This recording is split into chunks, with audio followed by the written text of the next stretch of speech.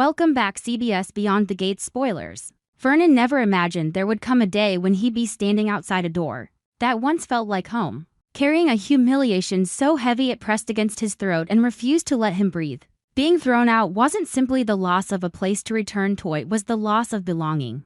The cruel stripping away of a role he'd spent a lifetime securing through sacrifice, reputation, and discipline. Fairmont Crest still glittered the way it always did, still wrapped itself in elegance and order like a flawless mask, but to Vernon now, it looked like a wall of cold stone. He moved through streets that were spotless to the point of being cruel, hearing his own footsteps echo like an accusation. Isolation didn't need to be spoken aloud, it revealed itself in the way people avoided his eyes, in the silence that stretched too long after calls went unanswered, in doors that shut quietly the moment he approached. Vernon had never been afraid of wealth or power. What he feared was being discarded like an inconvenience. Like everything he'd built could be erased with one decision and one slammed door. And when every path back was sealed, when his pride had been scraped down to something raw and bleeding, Vernon was forced to reach for the one name he had never allowed himself to consider a shelter. Bill. The thought alone felt like betrayal. Bill and Vernon had never truly fit into the same space without friction.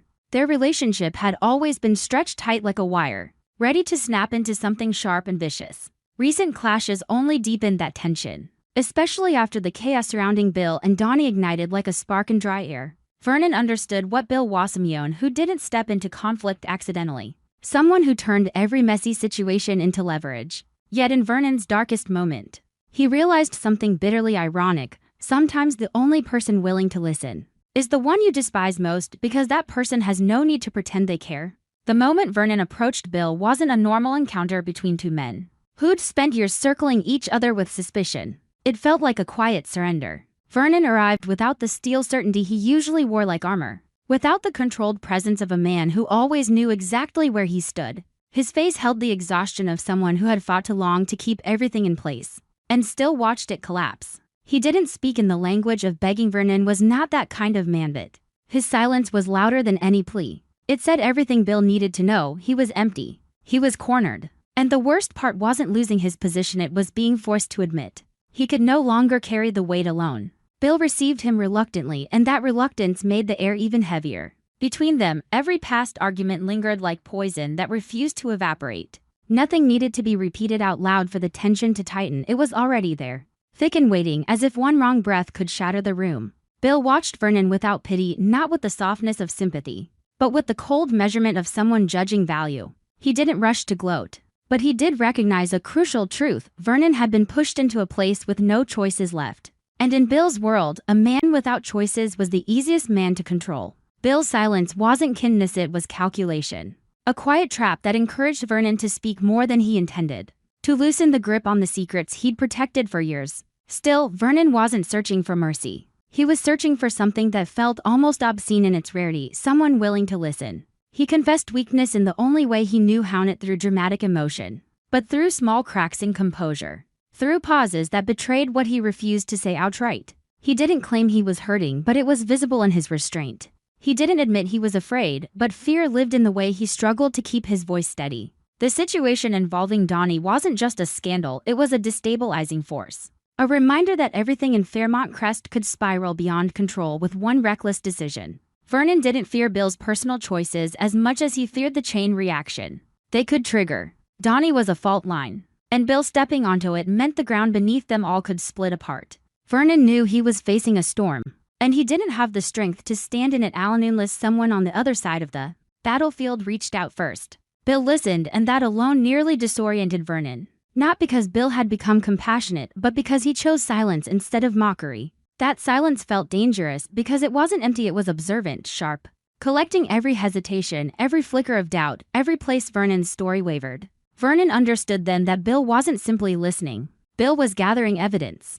Bill was turning Vernon's desperation into currency, into something that could be traded, leveraged, and weaponized later. When Bill finally agreed to help, Vernon didn't feel relief the way he expected.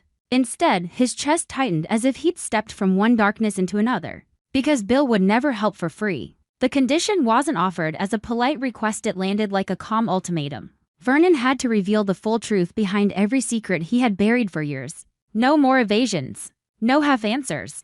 No safe version of the past. Bill didn't want a story that could be swallowed easily. He wanted the ugliest reality. The rawest truth. The kind Vernon had spent a lifetime locking away like a bomb that hadn't exploded yet. Bill spoke Sharon's name as if it were a blade pressed directly against Vernon's throat. 2 syllables were enough to drag Vernon out of the present and into a past he had convinced himself was dead. Vernon wasn't easily shaken, but this pressure wasn't like anything he'd faced before. This wasn't about retelling an old chapter, it was about admitting that every choice he made back then was still haunting him now. Bill didn't raise his voice. He didn't need to. He applied pressure with precision, placing questions exactly where Vernon couldn't dodge them. And Vernon's hesitation wasn't pride anymore, it was something more primal: fear. If he opened his mouth, he might lose everything that was left of him. Before Vernon could regain control of his breathing, Bill tightened the trap further by revealing he was holding a strange test result. The phrase struck like an alarm. It wasn't just a piece of paper, not just numbers and data. In Fairmont Crest, test results didn't merely confirm facts, they detonated lives. They rewrote identities, reshaped loyalties, destroyed marriages, and turned family into enemies overnight. Bill didn't explain too much, but the very vagueness made it worse. He needed Vernon to clarify it. He needed Vernon to explain it. And Bill didn't speak like a man searching for answers, spoke like someone holding a key, ready to unlock Vernon's deepest vault, as if he already suspected what was waiting inside. Vernon was shoved into a corner so tight it felt impossible to breathe. He understood that if he refused, Bill would let him drown. But if he accepted, he wouldn't just expose himself, would hand Bill the last protection he had left. This help wasn't a lifeline. It was a rope pulling him from the edge of a cliff, and the same rope could tighten around his neck. The moment Bill decided to pull, Vernon saw the cost clearly. The truth would no longer belong to him. Sharon, the buried secrets, and the mystery behind that strange test result would become Bill's possession, Bill's weapon, Bill's leverage. Vernon would lose control, and for a man like him, losing control could be more terrifying than destruction. In that instant, Vernon realized this wasn't simply a deal. It was a brutal test of courage. Did he have the strength to face the price of truth? Did he have the will to survive what would come after confessing the very things he had spent years denying? Bill waited without impatience, and that waiting was its own kind of torture. Silence turned into a snare. If Vernon stayed quiet, he would look guilty. If he spoke, he might ignite consequences he couldn't predict. Between those 2 choices, there was no safe ground left to stand on. Vernon drew a slow breath, feeling as if the air itself was resisting him. He understood that the moment he stepped into this room, there was no real way back. But what sent a cold shiver down his spine wasn't Bill's power in the negotiation, it was the creeping possibility that Bill already knew more than Vernon realized, and that the strange test result wasn't a question at all. It was a verdict waiting to be delivered. Vernon stood at the edge of confession and silence, of being rescued and being destroyed. And just as he finally prepared to speak, just as he was about to answer, what Sharon truly meant, Bill's phone vibrated. The screen lit up with a name that changed Bill's expression in a fraction of a second, as if someone else was already moving closer than either of them expected. And this secret was about to be ripped open before Vernon could even choose how to save himself. Anita had never been the kind of woman who collapsed easily. In Fairmont Crest, where people lived on reputation, on appearances, on smiles measured as precisely as expensive jewelry, Anita had always known how to balance pride with a softness she rarely allowed anyone to see. But this time, her body no longer gave her permission to perform the role of someone who was fine. The days of cancer treatment didn't only steal her strength. They stole small pieces of the certainty she used to rely on just to survive. There were mornings when she woke up feeling like her lungs didn't have enough space to hold air. Dizzy spells that came without warning and blurred the world like a painting dragged out of focus. Moments when taking a few steps was enough to make her feel as if she were walking a thin line between consciousness and collapse. And inside that vulnerability, something even more frightening than the illness began to rise: fear that she was losing more than she could endure. That the recent loss wasn't merely emotional damage, but a cold warning that time was no longer on her side. Anita was horrified, not because she didn't understand what loss meant, but because this one carried a crueler, twisted taste of helplessness. In Fairmont Crest, people could buy time with money, buy peace with power, buy silence with private deals. But some losses could not be negotiated. They could not be covered up. They could not be washed away with a lavish party or a carefully managed headline. That loss forced Anita to accept that she no longer had the strength to absorb another shock. Cancer had already taught her a brutal truth: the human body has limits. But her marriage to Vernon had limits too.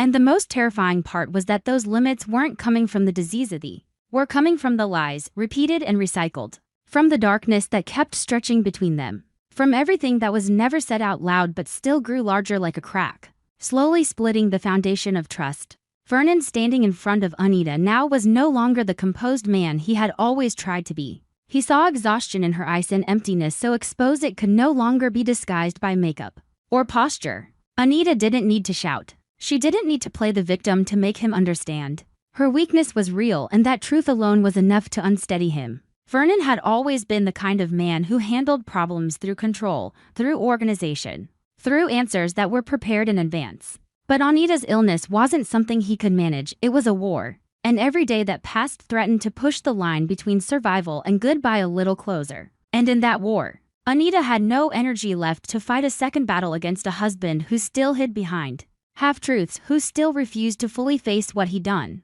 who still behaved as if reality could be bent if he spoke carefully enough. That was why Anita's ultimatum wasn't impulsive. It was a decision forged from terror and desperation. From the feeling that if she didn't say it now, she might never get another chance. She looked Vernon in the eye and drew a boundary as clear as a final line in the sand. If Vernon wanted to save their marriage, if he truly wanted to stand beside her in this fight against cancer, he had to stop lying. Not stop a little, not try to be better, but end it completely. Anita was too tired to keep living beside someone who fed her partial truths, like poison in small doses. She could not keep fighting for her life while also fighting the damage created by Vernon's secrecy and denial. But Anita didn't just demand honesty. She demanded action, specific, measurable action back out. She understood that promises were the cheapest currency in the world. Her condition was simple and terrifying. Vernon had to seek professional help to confront and resolve his personal issues at the root. Anita no longer believed he could change through sheer willpower,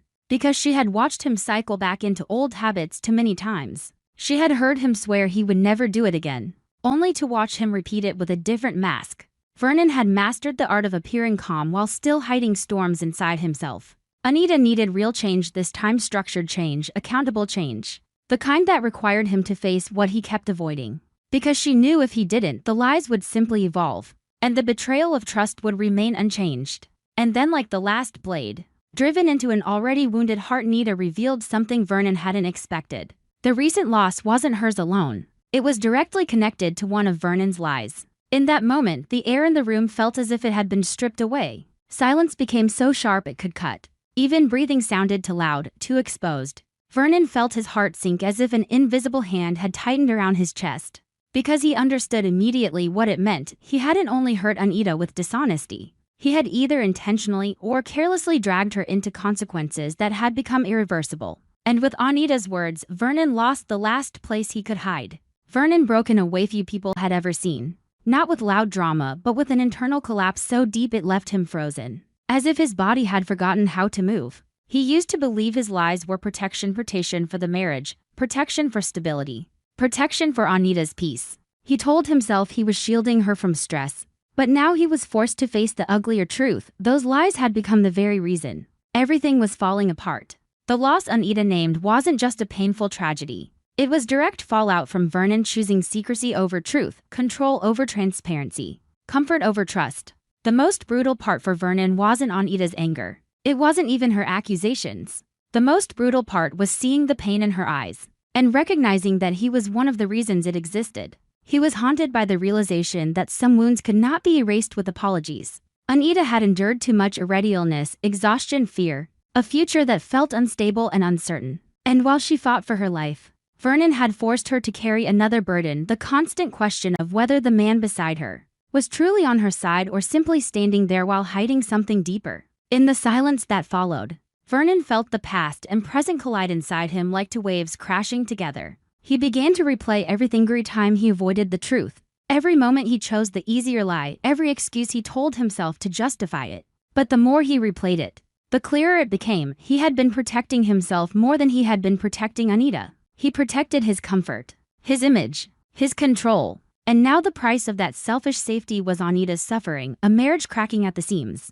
and a future they were approaching without the full strength of trust to hold them together. Anita, weakened in body, became terrifyingly strong in spirit. She didn't allow Vernon to twist this into another vague promise. She didn't give him room to escape through carefully chosen words. She stood there like someone who had reached the end of what she could tolerate. And she made a decision: either they move forward with truth, or they end in silence. She refused to die inside a marriage built on lies. She refused to keep battling cancer while also battling the slow poison of betrayal. Anita needed Vernon to be fully presented as a shadow. Not as a man who said the right thing when it benefited him, but as someone willing to confront himself in order to deserve the space beside her. Vernon finally understood his responsibility in the most painful way. He had to fight, not only for himself, but for Anita and for their future. He knew that if Anita fell, he would lose more than a wife would lose: the last chance to become the man she once believed he could be. He realized that this war was no longer just Anita versus cancer.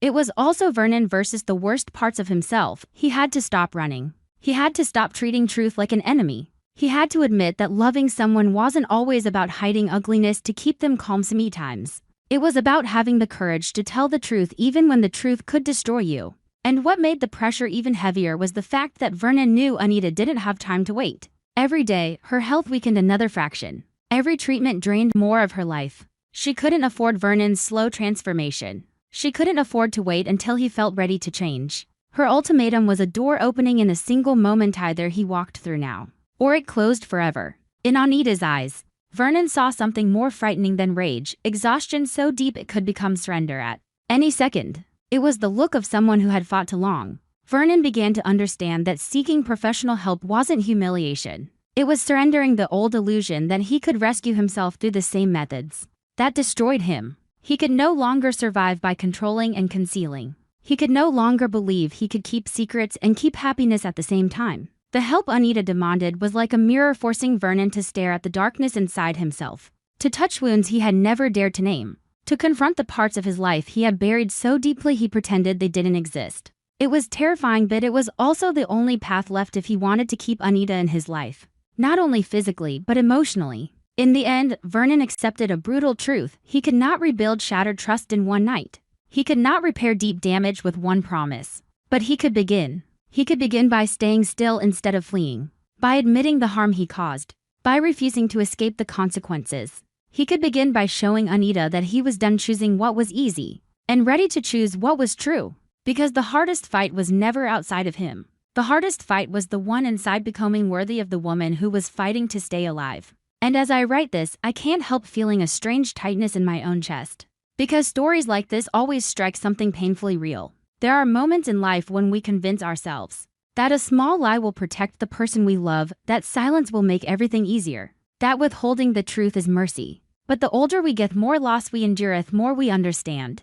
The most terrifying thing isn't the truth that hurts. It's watching someone you love suffer alone in the darkness you created. Anita isn't only fighting cancer. She's fighting to hold onto her dignity inside a marriage that is rotting from secrecy. And Vernon, if he truly wants to save them, has to choose pain now in exchange for the possibility of life later. That's what makes this storyline so haunting to me.